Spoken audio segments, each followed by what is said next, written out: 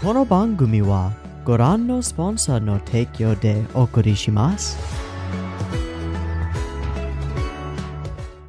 Alrighty, happy Monday everyone. I'm Teeaboo and I am here for Dororo, episode 21.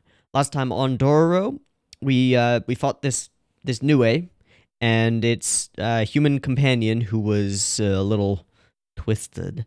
There were some very clear parallels made between this somewhat twisted demon helping human and Hyakimaru himself. And we verged more into the territory of Hyaki becoming a monster by killing monsters, which seems to be a major thematic thread, which makes sense. We also had some little bits and pieces of Tahomaru wandering around, helping some people, giving them some food, and altogether being generally compassionate toward the people of the land. And taking a peek inside the Hall of Hell and seeing that something is amiss in there.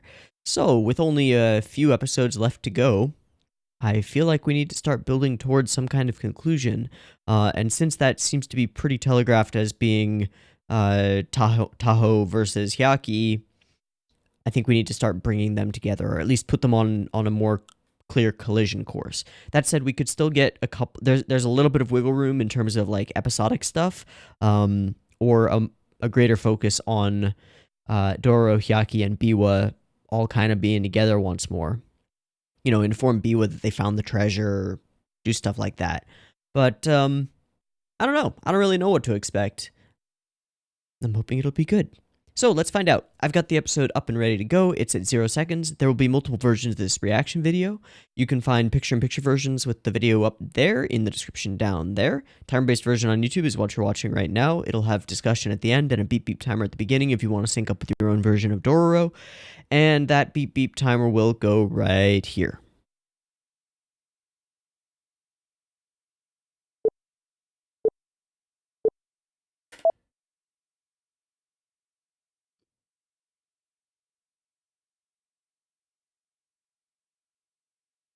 T.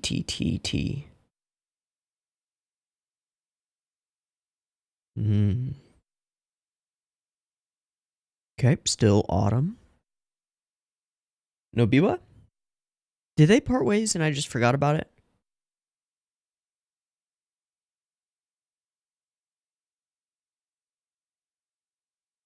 Yoinks.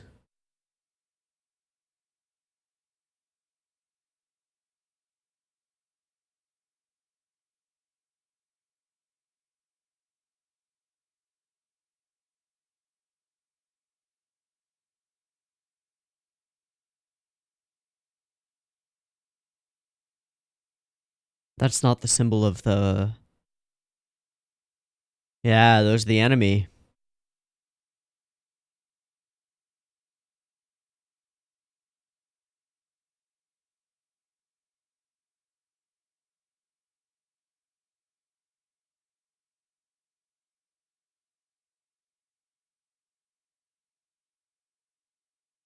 Fair enough.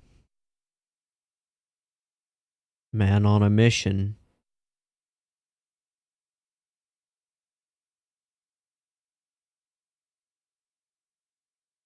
A lot of emphasis on this character.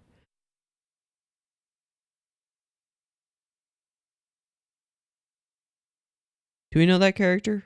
Am I supposed to know that character?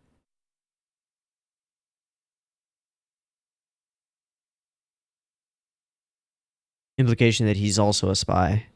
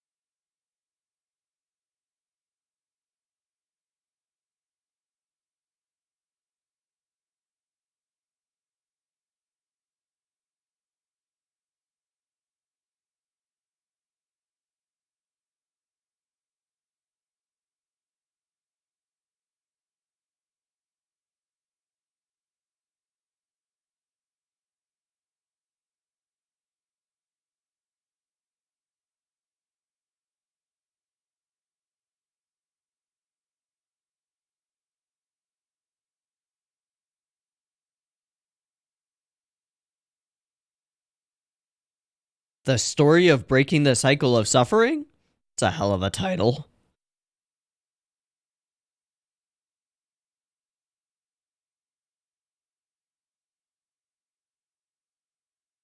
Hmm.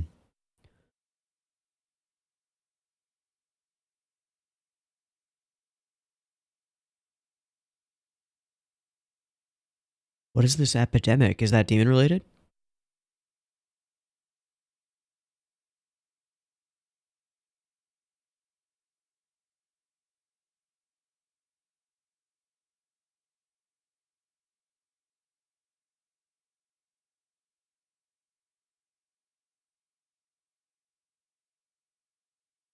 Shit.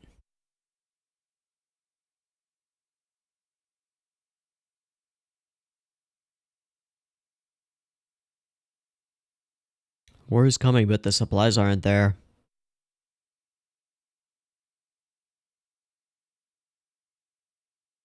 Oh.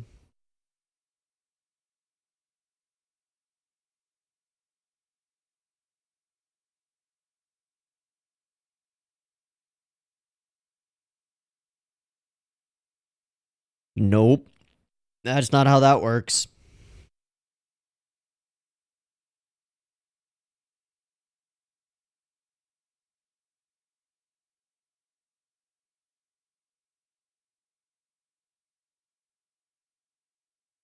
Hmm? Hmm.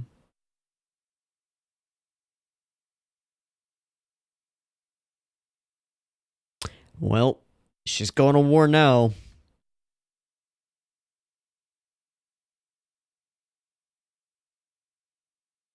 I'm a little one. Parallel between Dorohyaki? Yeah, I don't think that horse is going to obey you, dude. Hey, they actually have nicely animated horses. Ooh. Yeah, don't don't stand behind a horse.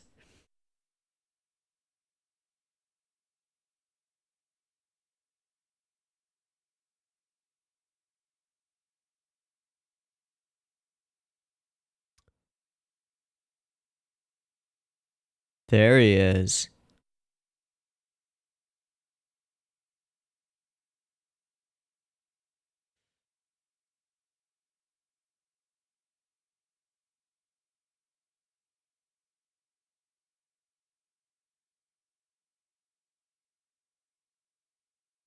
There we go. There's the collision course I wanted.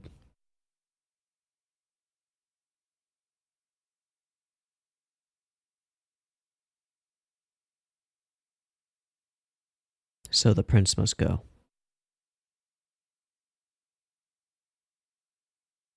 I think you overestimate yourself.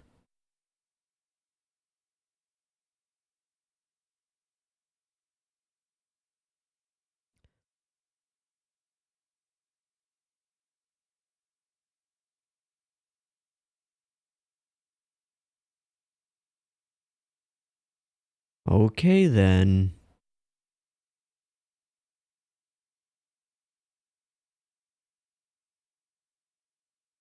Yeah, he would have gone no matter what.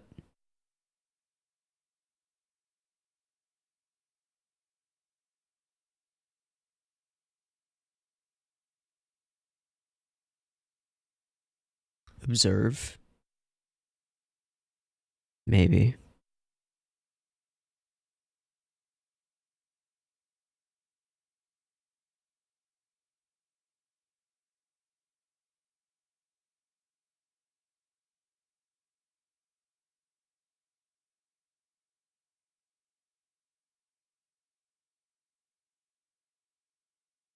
Doesn't matter. Okay. Continuing this thread of Dororo not being able to say what she needs to. And this beautiful white horse. Wonder what will become of that.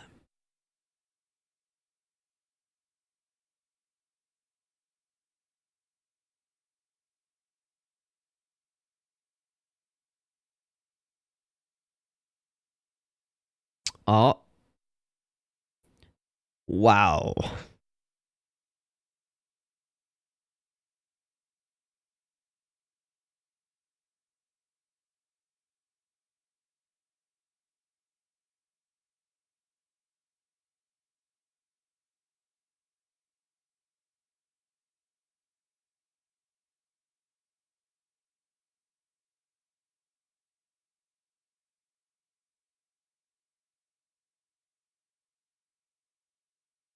Hmm. The classic fighting for peace paradox. Oh, the epidemic. Whatever it is, it's spread. Unless that's from something else that I've just forgotten.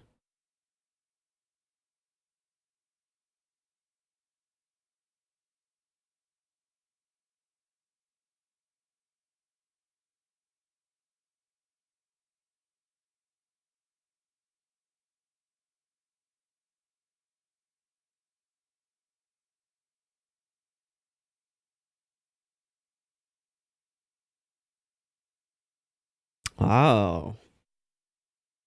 Juxtaposing him with the greater demon, that's interesting. And the symbol.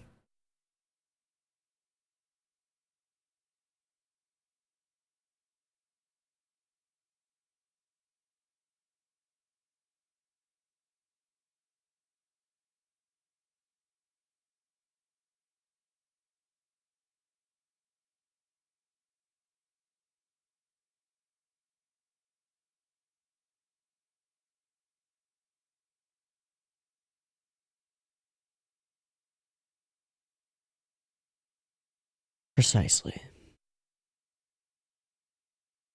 That's what I'm afraid of.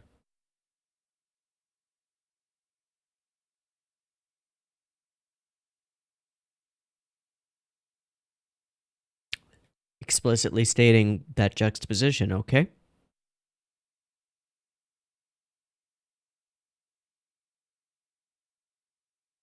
Almost Shakespearean lament here.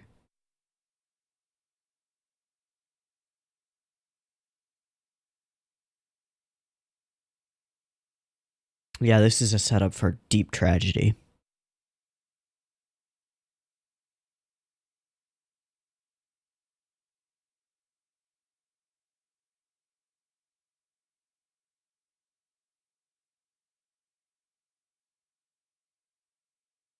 Yeah, we know.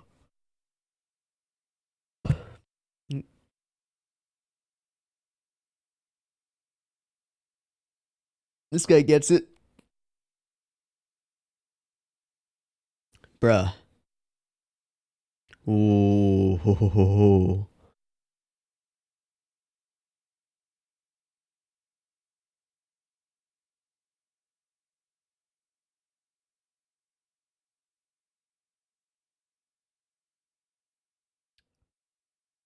Nothing's gonna stop him.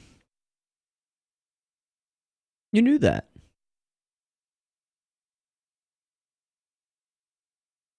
Nothing's gonna stop him.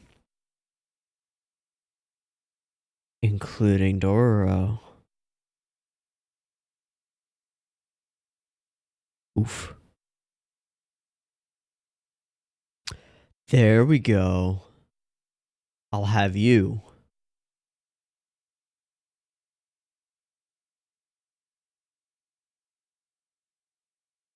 Ah.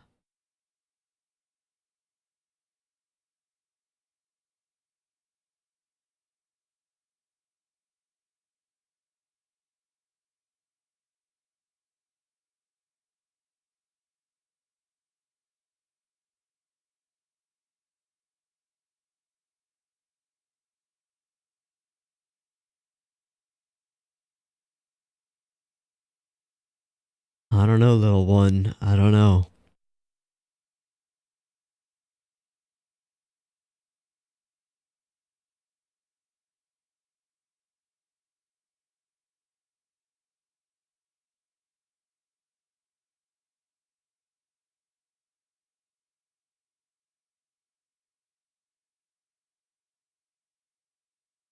It's more than that.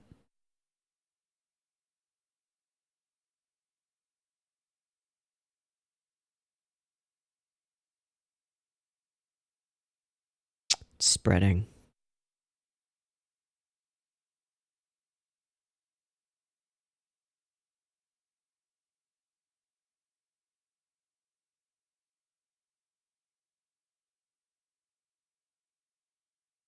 Oh my.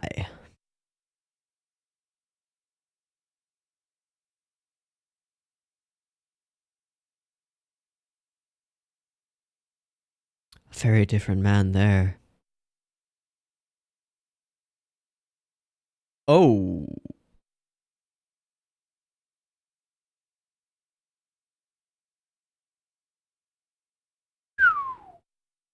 Admiration.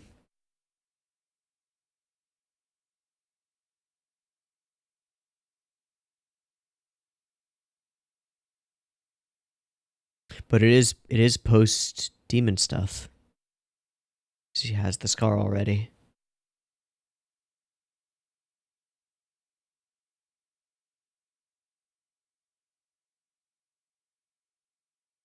Oh, of course it is, because Tahoe is a younger brother.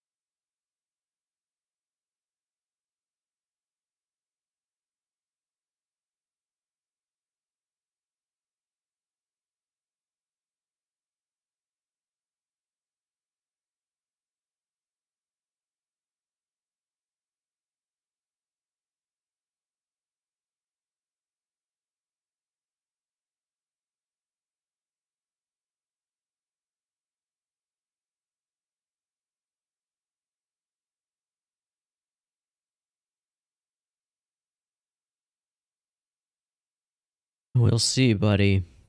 Oh, Biwa just sits and watches.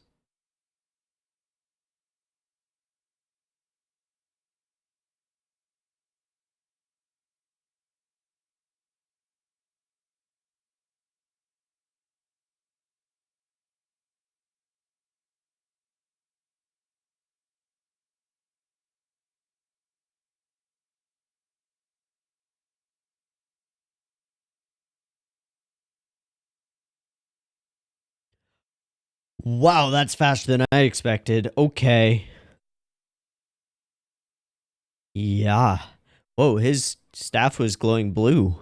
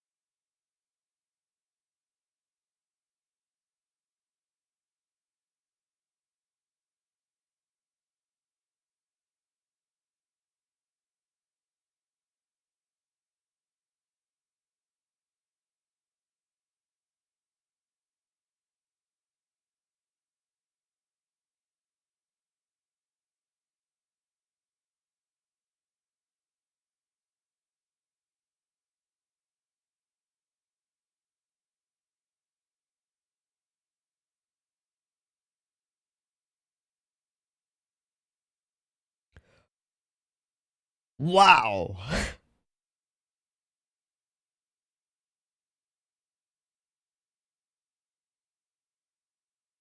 Did he just lose an arm? Holy shit.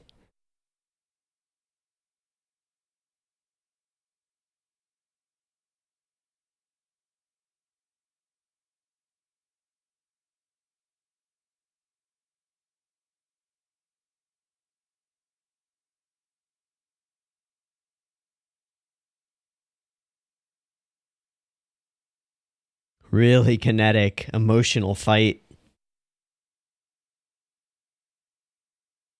Oh, baby.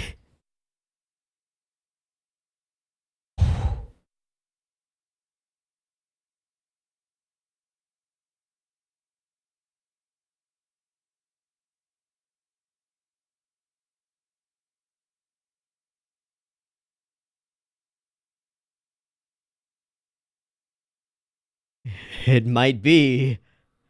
Ha. Asakura?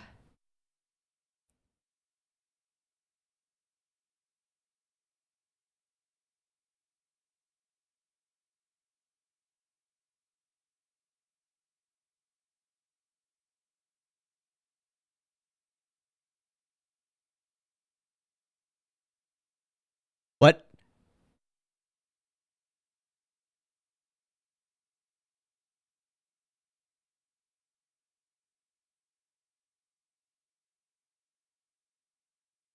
Oh, not the good horse.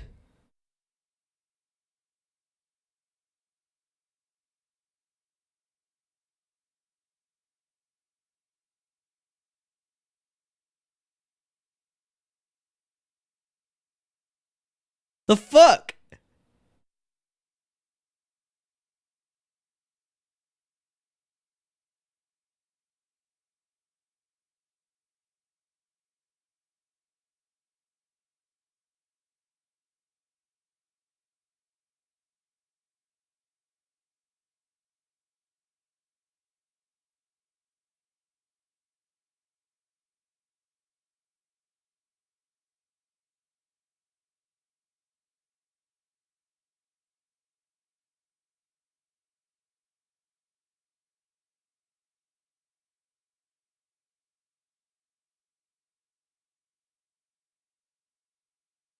Will he fall? Oh my god.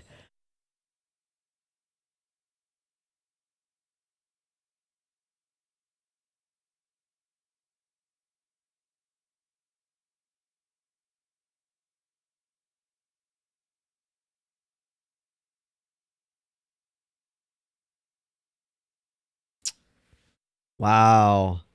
I am the right hand, he is the left, and each of them loses that hand. Whew.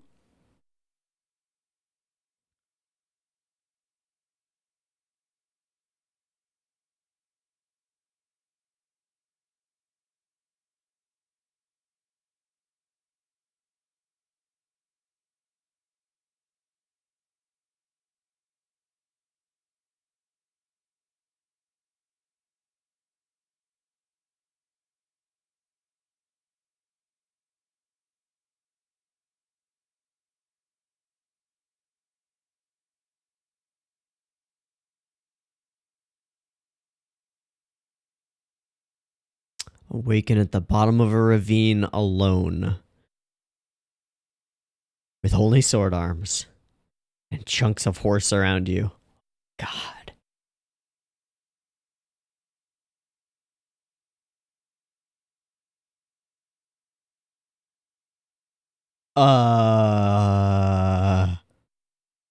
The fuck?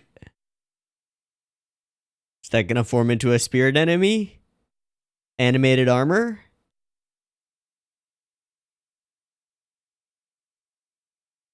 Whoa.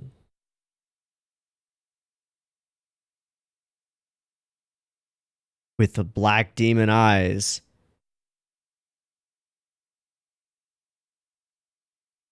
Rapidash!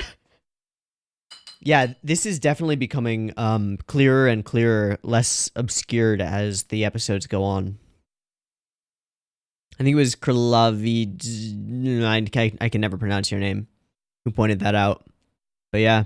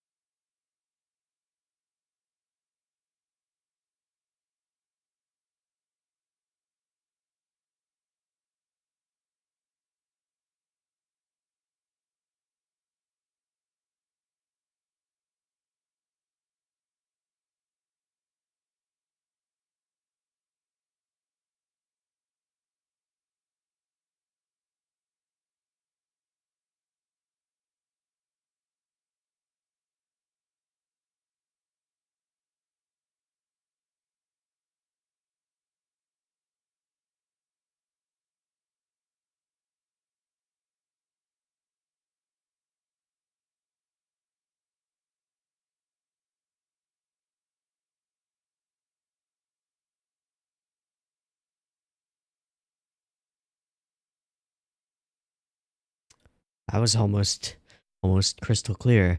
Midoro. Okay. Okay. Um. So right about here, right before Tahoe shows up and the fight scene starts, I was thinking this is going to be an episode without any action, and I was going to actually talk about and comment on that, and I was sort of running it through my mind like, man, without any action, this has already been one of the strongest episodes of Dororo so far, and it relies on the rest of the series to make that work.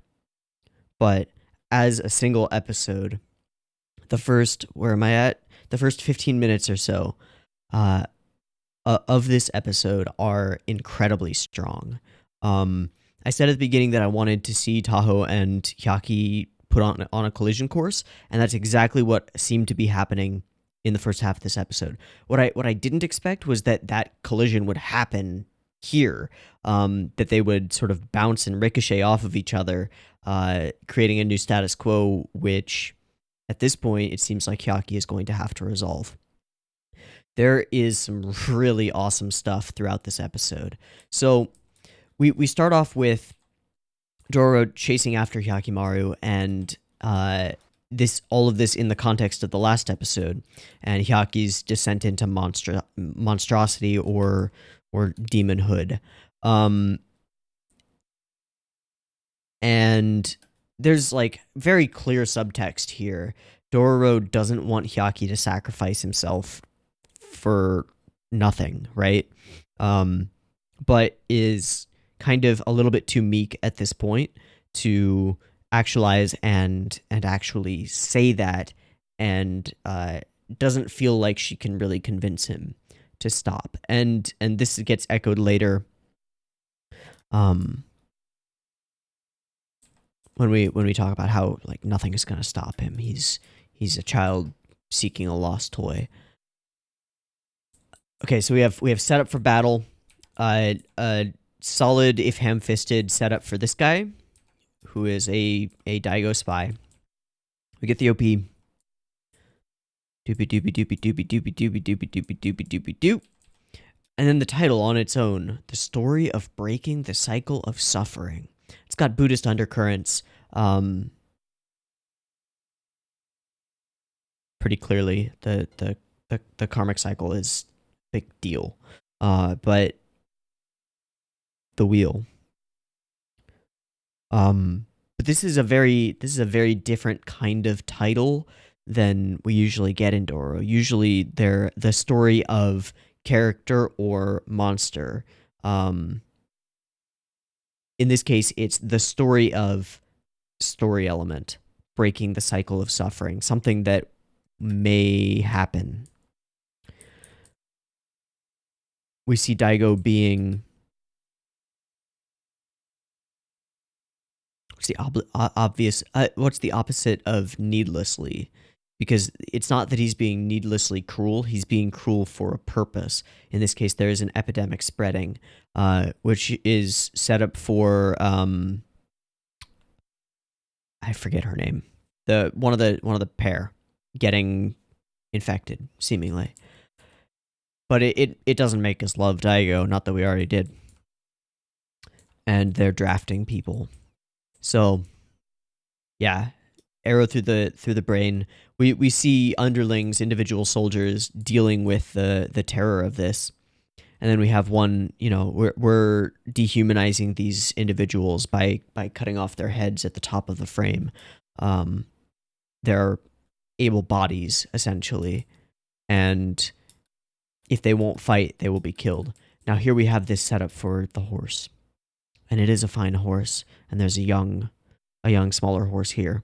Now this to me serves as a parallel visually and in terms of and thematically to Hyaki and Dororo, one larger, one smaller.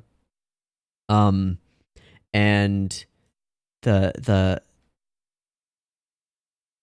fact that this horse by the end is slain, torn apart, and then becomes demonic makes me think that we will come back to this smaller horse, this filly, I guess. Or cult. It would be a cult. Makes me think that we'll come back here and perhaps explore this younger horse as a parallel to Dororo. But if this is an intentional parallel to Hyaki and Dororo, then it implies that Hyaki will die or lose himself to his demonic side, which is really interesting. So we continue on, and they are forcefully separated and not without a fight. So then we have this. We have the overhear. Taho overhears this, comes in, makes the request, send me and my two to go and take him out, and Daigo goes along with it. There's no way to stop him. And this is, again, a parallel between Taho and Hyaki. There's no way to stop Tahomaru. He's driven to do this. He thinks it's his duty. There's no way to stop Hyaki. He's like a child with a lost toy. He's driven to do this. This is his duty to himself. One is external, one is internal in terms of focus. Dororo starts asking the hard questions, but is still unable to make any real headway here. But I think the important line here is, I'll have you, which I think is what's echoing in Dororo's mind when she says later, I'm not going with you. I think that's rather important. Because they have become family. So I'm not sure what the purpose of this setup is here, or the later scene where Daigo pulls them from this. I guess it's to show loyalty. Maybe it will be explored later. Here we get some really interesting visual storytelling. So we pan up from Taho sitting in front of the symbol of his clan, and then they fade into one another and remain that way. They remain transparent. So we've got like two frames over each other. Duty, right? This is family matter. Then we cut to destruction, the death of people around. This was the same place where we saw him give a little bowl of rice to the starving child. And then we come here to the Hall of Hell, to Ashura, and we fade between the two. It's a fade to black and then a hard cut. And this is very intentional visual storytelling and juxtaposition. And then it is, he gets up. His resolve is here. So on one side, we're looking through Taho's mind, which is to see what he saw when he walked into the Hall of Hell. But in another, we're putting him in the position of this enforcer of the gods, kind of. And that comes out as the statement, I will not let my people suffer any longer, which is noble, but perhaps misguided. Yaki's like a baby coming to take his toy back. No words can reach him now. And then she remarks on Taho that they are similar, and then very explicitly states what we just were told visually, an incarnation of Ashura for the sake of Daigo. He's sitting in front of the Daigo family crest, thinking about this, and then we fade between the face of Ashura in the back and then Taho's face. Really quite lovely. And the way that she starts lamenting her own place in this story is very Shakespearean. I'm trying to think of a specific character who makes statements like this. I'm having trouble doing it. Damn. But almost like a narrator figure. Really interesting. I quite like it. So then we meet this character, and he's just sort of a snarky merchant type. But nothing's more precious than your life. He reaches out to grab him. You didn't want to do that, bud. Did not want to do that. Super serial. I love the way he scrambles away. Sort of a windmill of... Ooh, sorry. windmill of legs and arms. Now Dororo once again tries and fails. And this time Hyaki is not so sensitive. Throws her off. And there's the line, fine, but I'm not going with you. The one thing that Hyaki had to look forward to, I'll still have you. Now Dororo realizes that she can take that away from him and tries to use that as a way to prevent him from moving forward. But it doesn't work. He turns around and expresses the same sentiment that he's been expressing throughout, right? They did the bad. I have to go and right the bad. I deserve this. I need my vengeance. And more than that, I need my body back. I want to be able to feel the way that you do. And kind of like me, at least as an audience member, I put myself I see myself in Dororo here. What am I supposed to do? Like, I don't know. I don't know the answer to this question. This is a tough one. And I've expressed this before. Like, obviously, yes, a bad was done to Hyaki. And from Hyaki's point of view, it would be correct to right that bad to get back his body parts. But there are consequences to that. And the question is your sense of sight, is your sense of touch worth the desecration of this entire land? And I don't know the answer. It's a trolley problem, but on a massive scale. And more than that, it's not a life for multiple lives. It's a toy, almost. It's sensory. It's not that important to anyone but Hyakimaru. So again, there's this selfishness in Hyakimaru's quest that's reflected by the selflessness to an extent in Tahomaru's quest. One very internally focused, one very externally focused.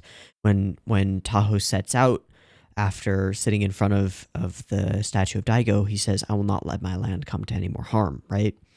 I will stop Hyaki, this demon, who is, through his own selfish action, creating harm. It's really interesting.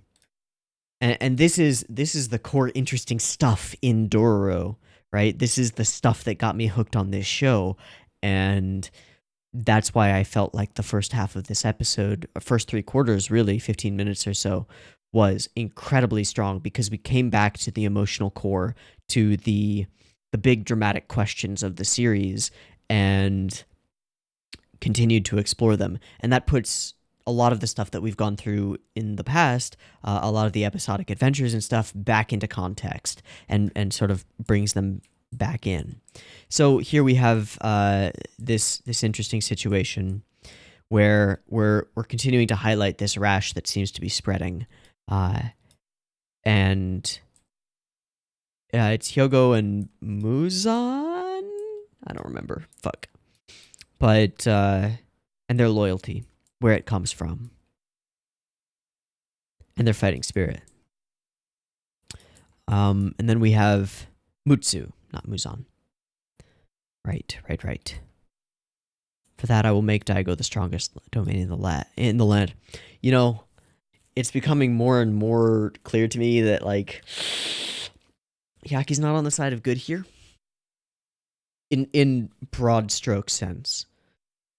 I can empathize with him and I can see why he wants what he wants, but he is childish and his goals come at the expense of lots and lots of people, and the people on the opposing side, like we have a natural tendency to root for the character with the most screen time, the protagonist, if you will. But this show is not called Hyakimaru. This show is called Dororo. And Dororo is the protagonist, although not the one who creates change in this world. That's all Hyaki's doing. And the change that he creates is not very good for many people.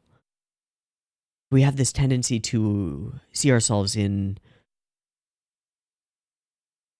what is framed as the heroic character.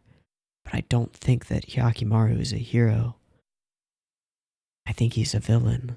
as villainous as Daigo is, and as messed up as the selling the trade-off with a demon is, and the consequences that come with that, and the way that it aligns with traditional Japanese folklore, Yaki's the villain here.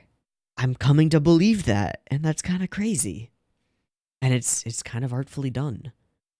But anyway, there's this interesting line here.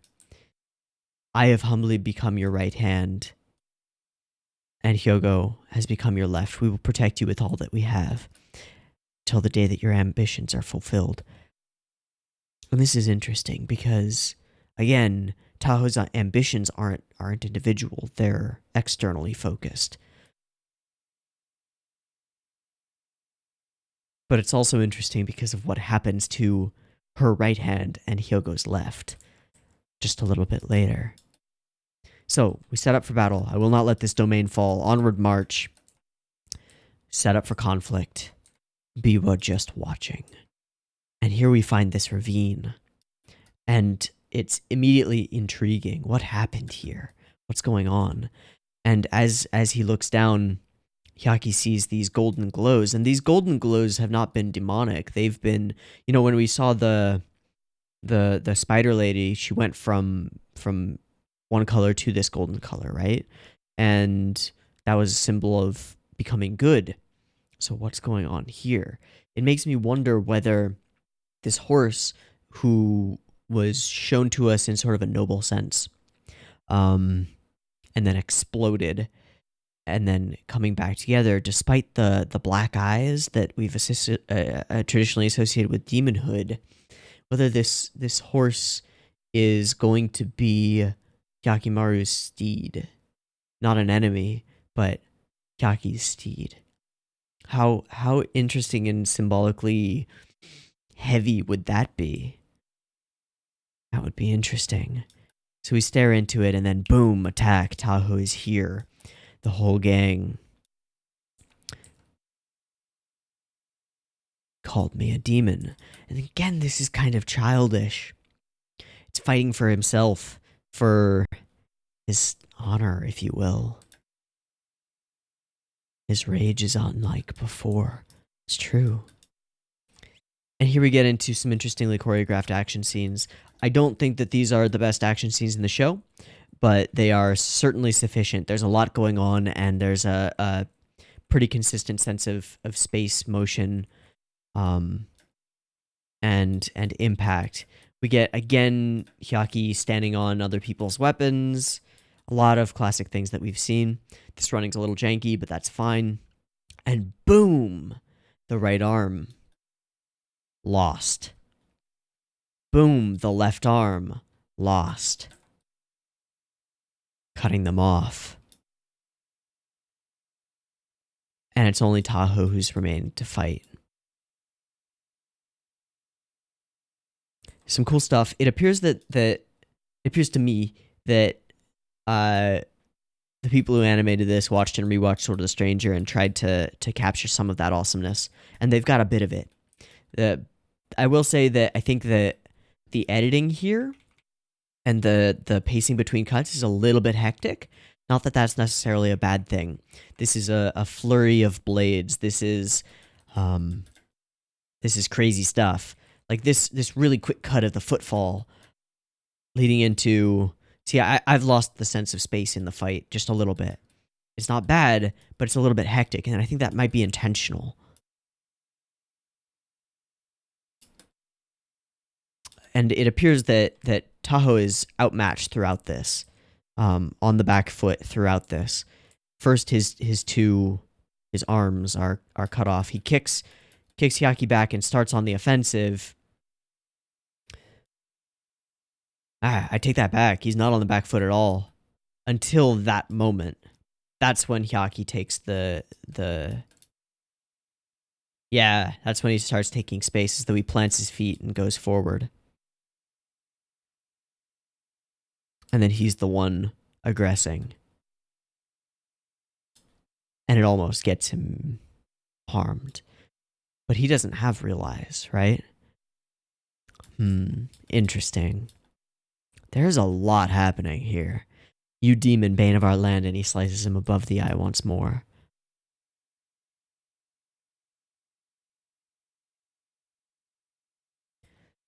And then these arrive. And he arrives on this horse that's been set up. Attempts to run down Hyaki a couple of times, and then sacrifices this horse.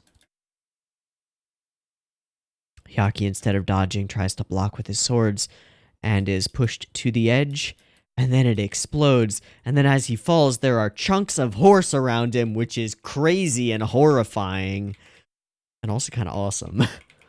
Like, holy shit. That's some brutal. Alright, so we take Dororo. Make sure that Tahoe returns. And Tahoe, once again, no words will stop him, so they force him. The blowgun. And I thought, at this moment, holy shit, he's gonna teeter and fall over the edge, and we're gonna get one of those really interesting, like, the enemies have to work together to get out of a certain situation, something. But no. Which is fine, because I don't think that would have worked. They hate each other. And on the ground, taking Dororo as a hostage and bait, and we can see very clearly the spread of the illness. Even if it breaks you, even if it turns you into the devil, it is your job to protect the young master. Duty.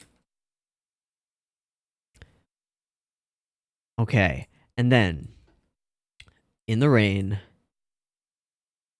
shit starts to glow, and these pieces of armor start to come together, and first I was like, oh, it's gonna be a suit of armor that's all coming together. It's gonna be animated, and it's gonna symbolize, I don't know, something, and it's gonna try to kill Hyaki. But then it's the horse. And this is something that's been set up symbolically, the black eye with the yellow iris with the shark. But here the horse stands noble. I don't know what happened with the armor, but this horse wreathed in spiritual flame with reins of spirit energy, as though begging to be ridden. I'm thinking that this will become Hyakimaru's steed and signify his transition into working with something demonic. How interesting would that be? Ooh, this episode was fucking amazing. All right, so then let's go through this ED, because we start to actually be able to see some of the visuals.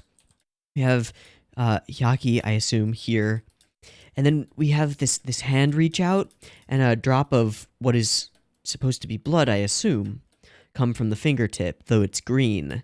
Green being the spiritual symbol of, like, things made from wood or nature.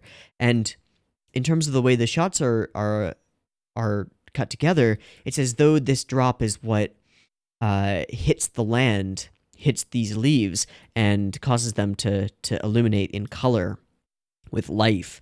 So maybe a symbolic parallel, like Hyaki's blood is the thing which animates the land, right?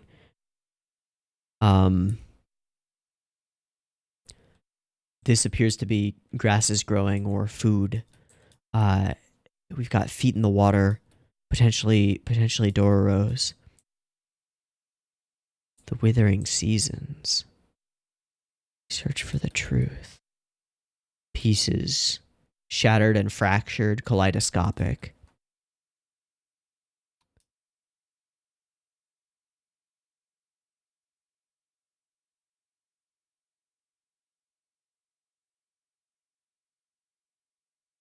And here we have these hands, and the way they spring up like this, it's reminiscent of, if you've ever seen, like, Planet Earth, or any what do you call it when you take a bunch of pictures over a long period of time? Time lapse. It's reminiscent of time lapse photography of plants springing from the ground, and sort of springing up. So it's like life coming from what appear to be Hyaki's his false arms, his prosthetic hands.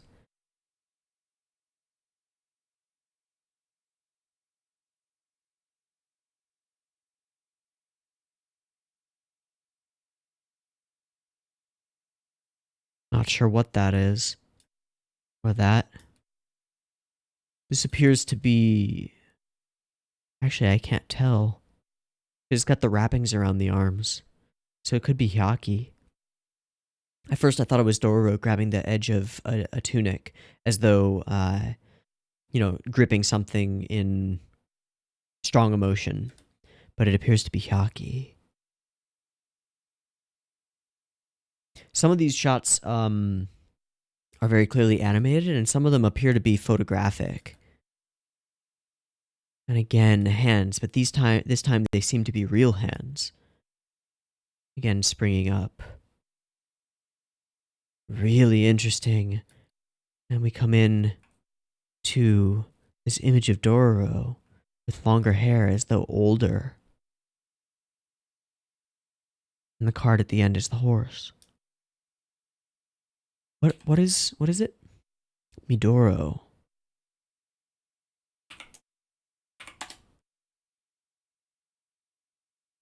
Midoro Palace, okay. Midoro...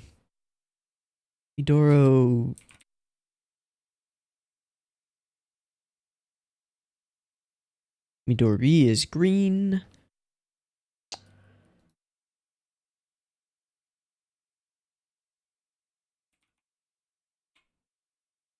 Midoro is deep mud. Deep mud. Whoop.